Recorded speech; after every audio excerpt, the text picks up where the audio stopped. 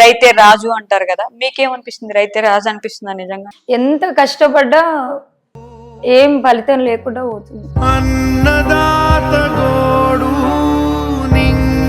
మనం పెట్టిన పెట్టుబడి కూడా మన చేతికి రాదు. మీరు చూసిన అతిపెద్ద కష్టం అంటే ఏంటి? మా బాబు మంచిగా ఉంటే బాగుండదు. వాడిని గుర్తు చేస్తేనే నాకు మస్తు బాధ అవుతుంది.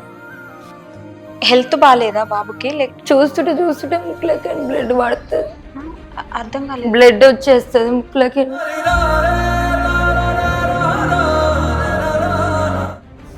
మాటలు సరిగ్గా రావు.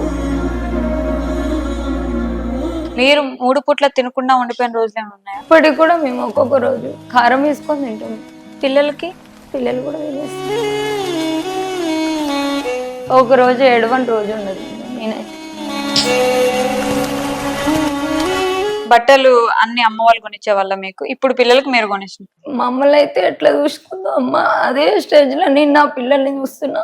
నా పిల్లలకు కూడా కొత్త బట్టలు తెచ్చి చేయలేకపోతే అదే పాత బట్టలల్లా తల్లి పేగు చూడు ఎలా తల్లడిల్లిపోయేనయ్యా.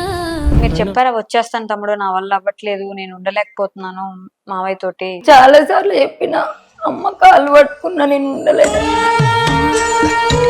ఎందుకు అంత కష్టం ఏం పెట్టేవాళ్ళు? మస్తు కొడుతుండే మా మామయ్య. కొట్టేవాళ్ళు? 18 సంవత్సరాలకే 3 పిల్లలు పుట్టేసి అప్పటికే విడిపోయి మొత్తం అప్పటి నుంచి మీరు మీ తమ్ముడే మొత్తం చూసుకొని చేసుకుంటున్నారు. ఈ రోజు అమ్మ దగ్గర 200 రూపాయలు అడుక్కొని వచ్చిన. వాటర్ బాటిల్ కూడా పైసలు.